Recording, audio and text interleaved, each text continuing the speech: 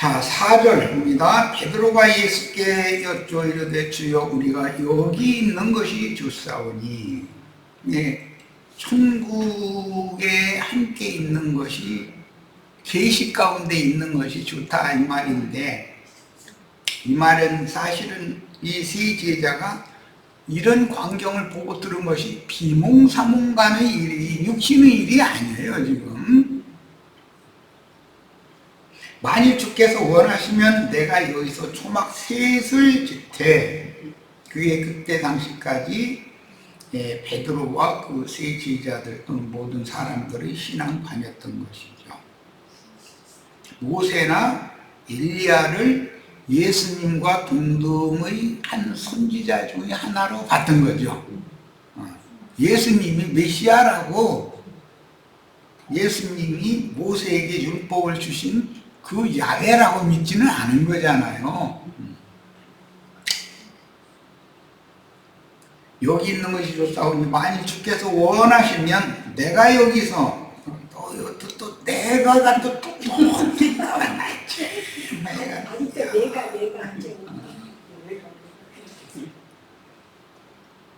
여기서 초막 셋을 짓되, 그러니까 예수님의 집, 모세의 집, 엘리야의 집 셋이 함께 살자 이거죠.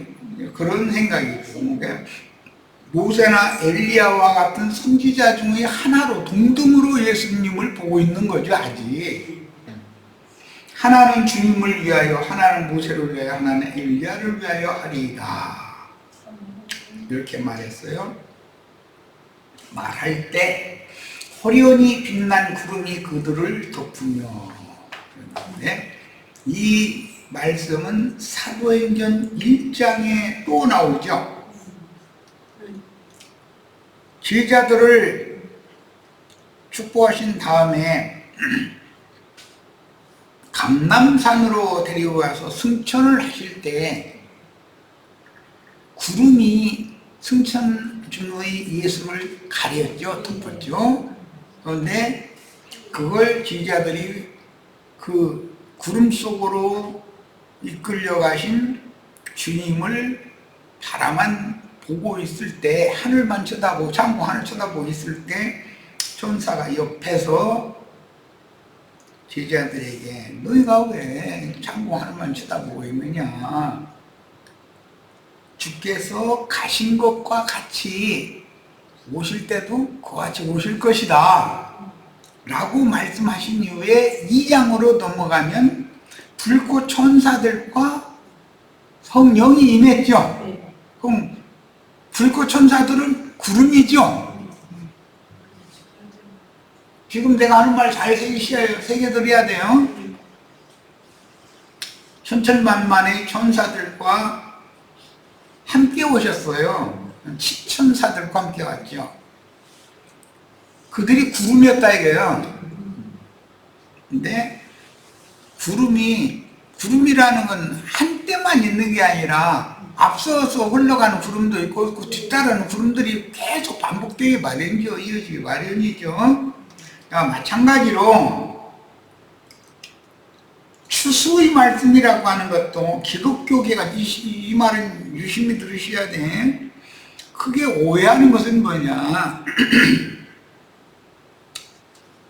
추수가 한 번만 있고 씨 뿌리는 것도 한 번만 있고 기르는 일도 한 번만 있다고 생각하는 관념이 있다.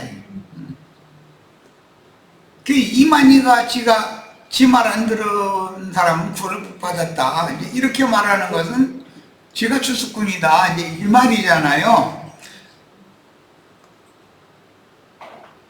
그럼 그 사람이 하는 말이 뭐가 잘못되었는가를 우리는 구분을 해봐야 되겠어요.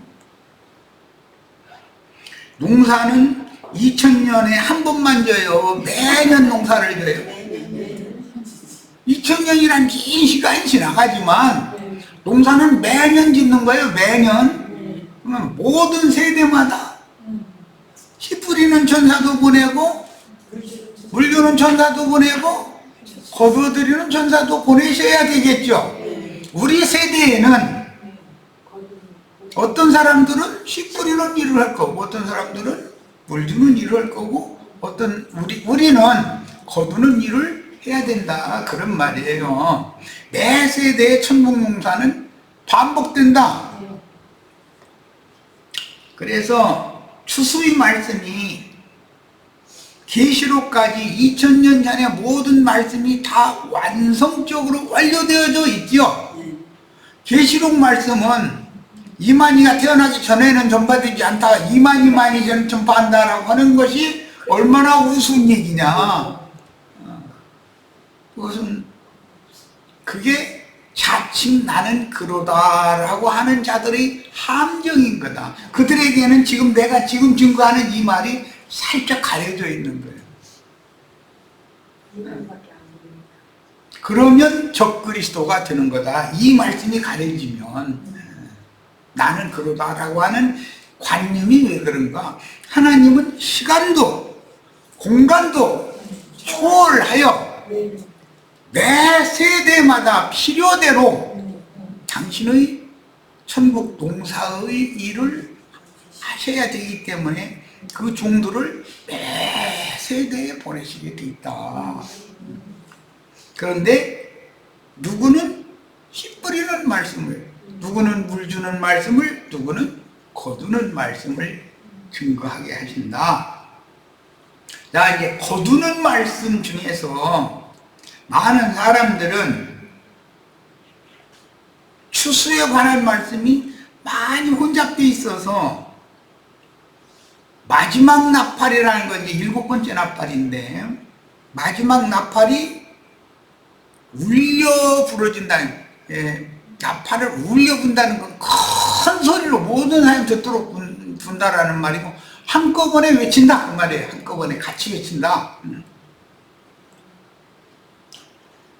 그런데 그때 큰 성 바벨론으로 주님의 교회가, 주님이 세운 교회가 변질되었다가 반드시 마지막 추수의 나팔에는 저희 주께서 변질된 세속교계에서 빼내셔서 한 곳으로 모아서 거기에서 뱀의 낯을 피하여 양육하는 곳이 예비되어 있어요.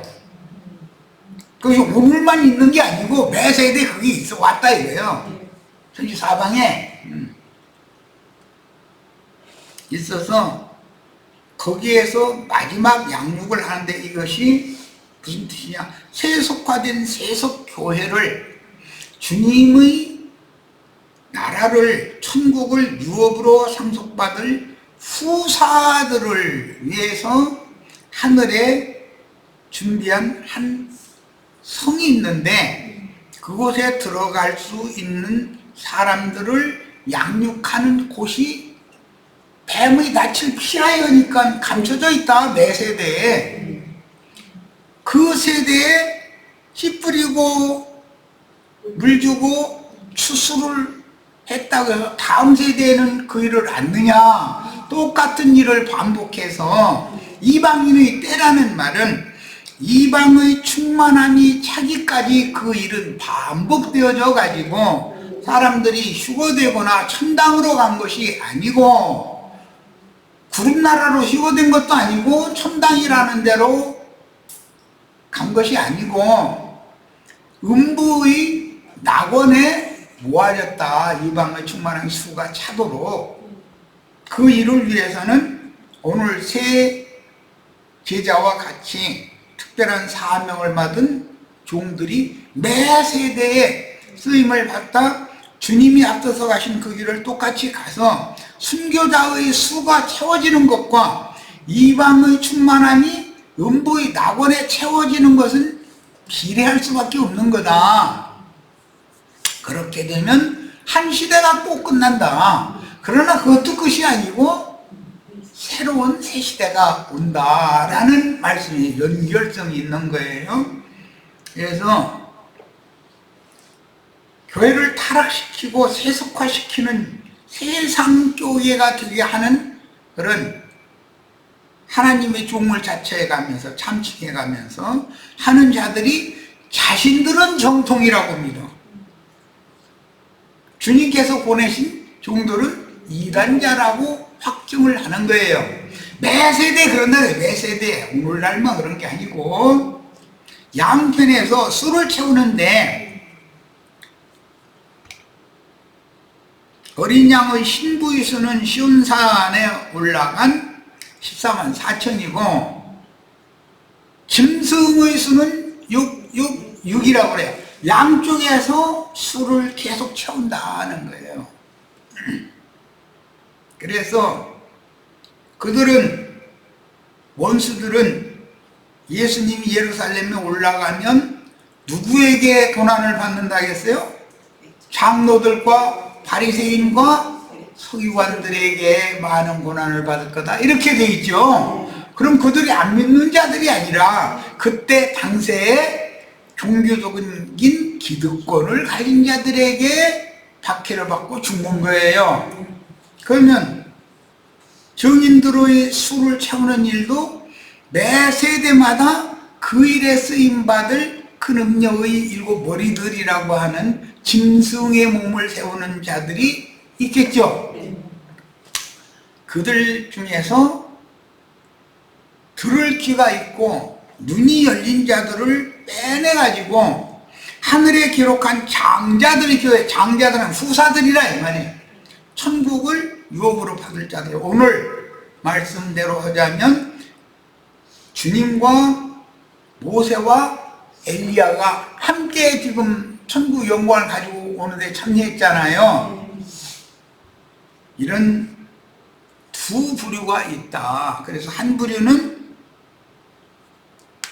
천국의 후사 부류가 있고, 한 부류는 세속화된 큰 음녀라는 큰 성 바벨론 세속교계가 있는데, 세속교계에서 이 세 제자는 전도를 해서 빼내가지고 후사들로 세우는 사명을 하는 거다.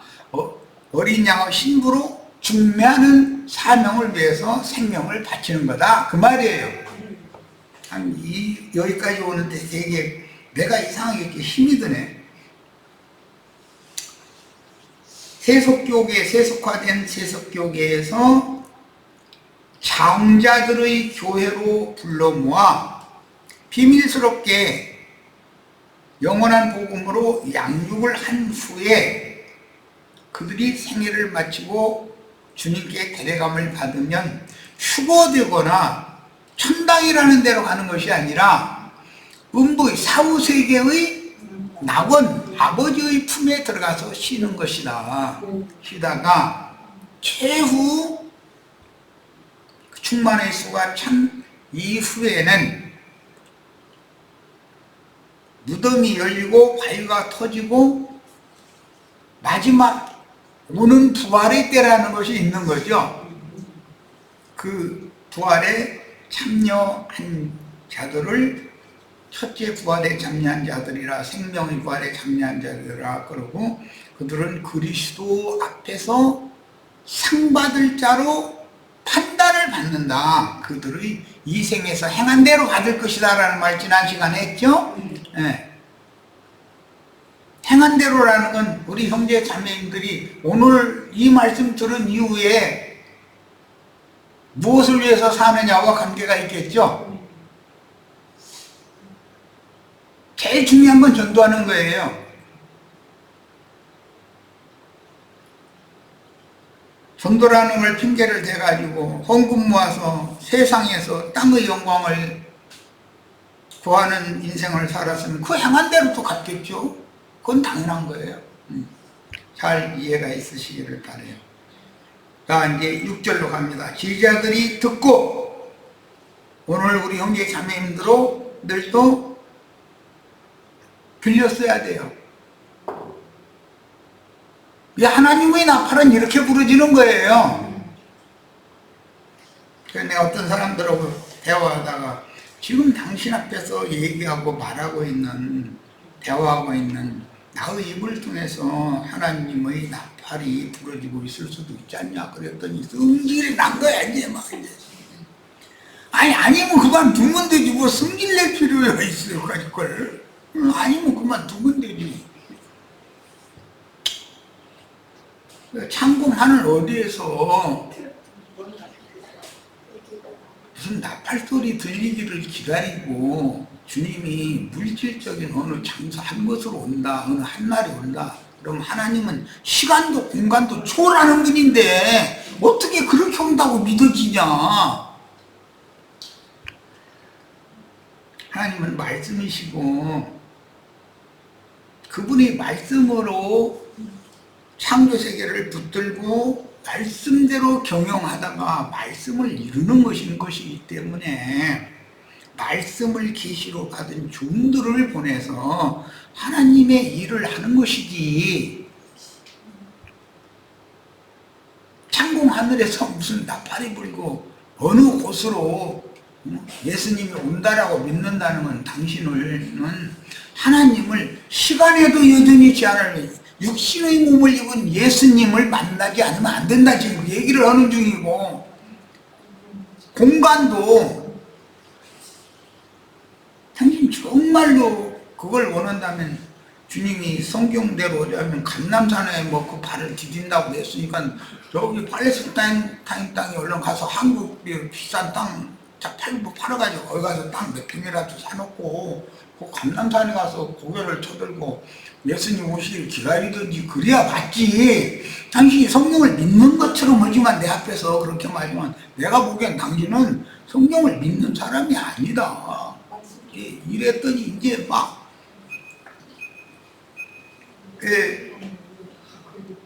구원파에서 꽤나 이제 조명까지는 아니지만 어쨌든 이름을 알리던 목사인데 성질이 나가지고 그래요. 무슨 성질까지 내냐고. 그거 안 믿어지면 그냥 그 뿐인 거고. 나는 당신도 이 시대에 나팔부는 법을 떠서 나팔을 함께 불자고 나는 원한 것 뿐이고, 싫으면 그만두면 되지 무게 성질까지 내느냐고 이제 이러고 이제 헤어지고 그다음부터는 완전히 단절돼 버리고 말았는데, 이게 영의라는 게 내 인생을 살면서 보니까 쉬운 게 아니더라는 거예요.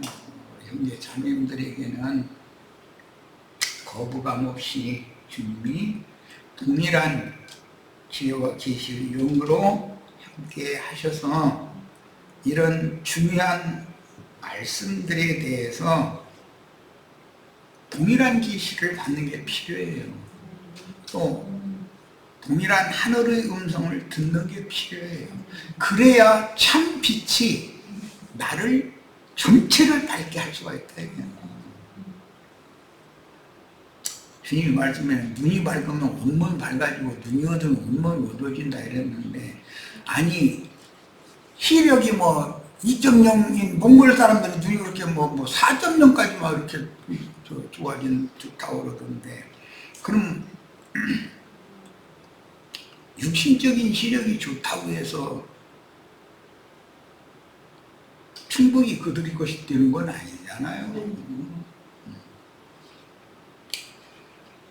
자, 이제 서원 설명은 이 정도 하고 6절 제자들 듣고 엎드려 심히 두려워했다. 이거는 셈족의 신앙관이다. 죄인들이 그 음성을 들려주시고 그런 모습을 빛의 모습으로 빛의 모양으로 변형된 그런 모습을 보여주실 때 엎드러져서 심히 두려워한다는 것은 죄가 있다는 뜻이죠. 아직 주님의 영광에 참여할 준비가 되어 있지 않다는 뜻이에요. 아직 예수께서 나와 그들에게 손을 대시며, 이것이 할례라고 그래. 영적인 안수요 이것이. 뭐 오늘날 목사한테 가서 막 안수해달라고 머리 갖다 막 뿌리고 가서 망수해달라고 막 돈 보따리 내놓으라면서 그랬었는데, 목사라는 사람이 손을 머리에 얹고서 뭐 복을 뭐 흔들어서 넘치도록 뭐 준대나 뭔대나 이러면서 막 꾹꾹 누르면 뭔가 흐뭇한 것 같으죠. 그걸 원하시면 나도 해줄 수는 있지만 믿지는 마셔. 내 손은 기도발이 안 나가는 손이니까.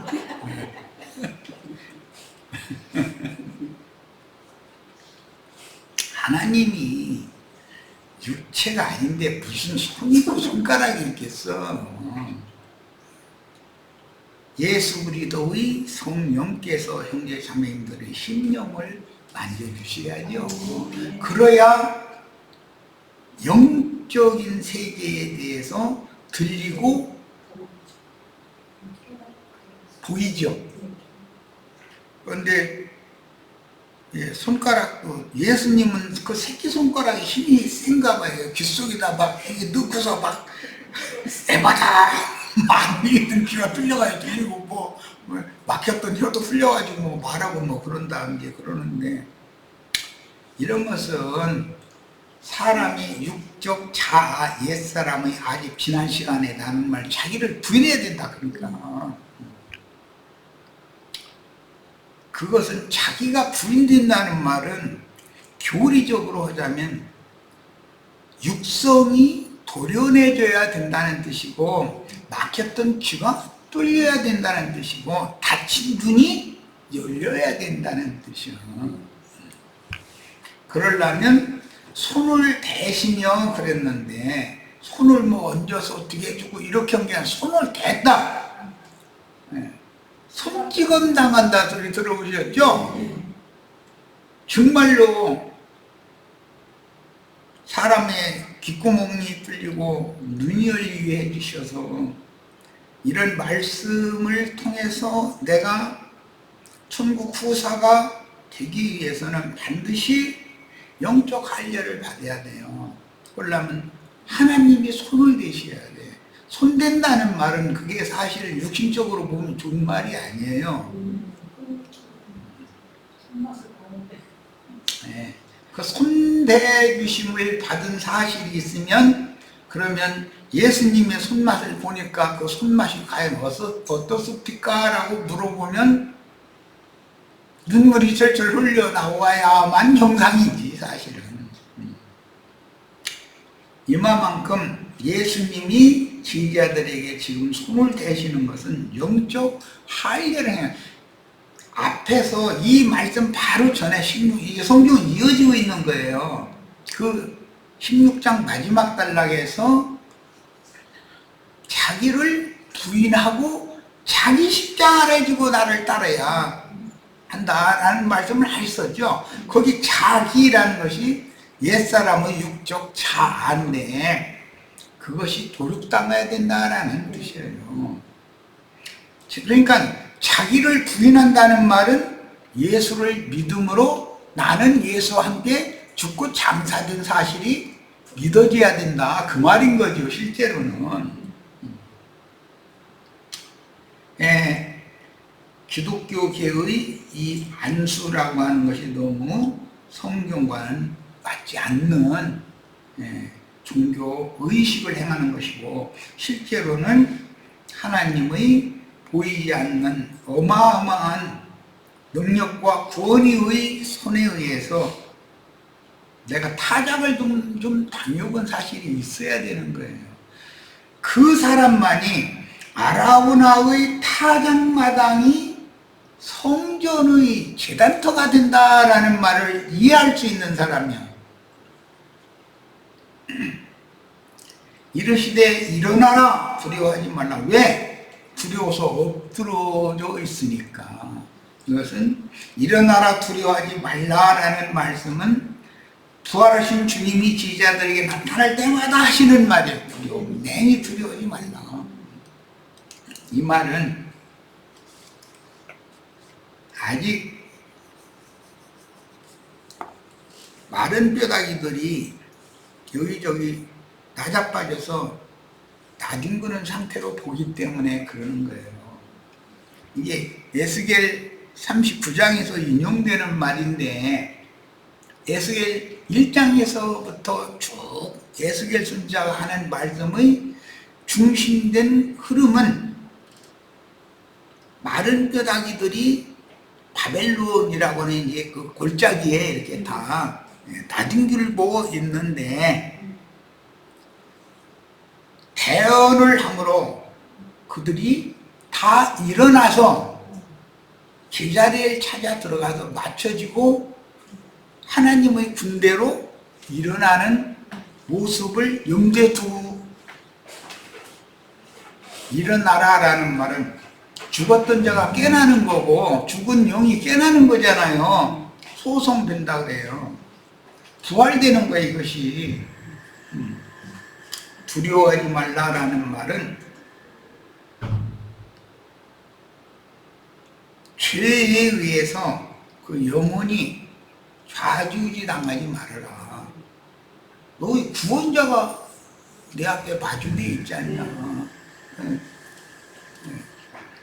그 우리 어머니들이 자식들 훈육할 때 그죠, 엄마 좀 똑똑히 쳐다보고 있으라고, 엄마 말 똑바로 들으라고 이러죠. 누겠니?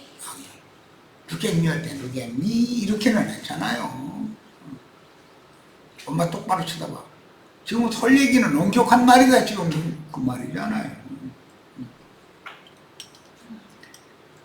자신이 제자들이 눈을 들고 보매 오직 예수 외에는 아무도 보이지 않더라. 할례받기 전에는 예수님도 선지자 중에 하나로밖에 안 보였는데 손을 대시고 나서 일어나라, 두려워하지 말라 하고 나니까는 그때 눈을 들고 보니까 예수밖에 안 보였다는 거예요. 인제사 예수를 똑바로 보인다는 말이죠. 흐릿하게 여럿이 왔다리 갔다리 하다가 딱 초점이 잡혀서 보인 거죠. 지금 오늘 우리들도 이렇게 주님을 꼭 만나시기를 바랍니다. 이게 얼마나 중요한 말을 내가 했는지를 이해를 보셔야 돼요. 자, 본문에서 요세후에라는 표현은 앞에서 말씀하신 마태복음 16장 13절로 28절 내용과 서로 전개될 사건을 연결하기 위한 시간적인 설명 구절인데, 인자 예수에 대한 베드로의 신앙 고백과 예루살렘에 올라가 장로들과 율법사와 서기관, 바리새인들과 서기관들에게 많은 고난을 받고 죽임을 당한 후에 사흘 후에 다시 살아나야 하리라 하셨던 그 말씀이 예고가 되었는데, 그 말씀이 베드로와 제자들은 자기네들이 원치 않으니까 듣기 싫은 거죠. 그러니까 주여 그리 없어서 그런 거 아니에요. 그러니까 귀를 쳐 닫고 있는 것이고 눈도 꽉 감고 있는 거죠. 엄마가 폭포해가지고 자식 불러다 놓고 무릎 꿇고 앉아 이놈아, 엄마 똑바로 쳐다보라고. 그렇게 하면은 해탈하면 돼요, 안 돼요? 그러면 해탈할 것을 대비해서 해초리를 가지고 있어야지. 해탈하면 후려쳐버려야지. 그때는 아버지만 어목이하는 줄 알았더니 엄마도 이럴 수도 있구나 하는 거면야 막 기겁을 하게 만들어야지. 이렇게 초달에서 기른 자식은 효도해요. 어머니 아버지가 늙어서 아무도 없이, 예를 들어서 전에만 해서 살다가 두 분 중에 한 분이 떠나시면 어떻게든지 해서 사람을 이렇게 보낸다든지 해서 자기는 돈만 내면 될 일이고 해서 할 수도 있고, 세상이 말하는 고독사라는 걸 안 해도 되도록 배려를 하죠. 그러나 초달에서 기르지 않은 놈은 나도 바쁘다는데 안 바쁜 놈은 어디가 있는데, 세상에 다 바쁘지. 바쁜 중에도 홀로 남은 노무 챙겨야 되는 것은 자기 책임이지 누구 책임이야. 그건 자기 책임을 회피하고 그런 건 자식도 아니지. 그런 자식을 위해서는 그 엄마가 모든 걸 다 헌신하고 희생하고 그러는데 그럴 가치도 없는 거죠.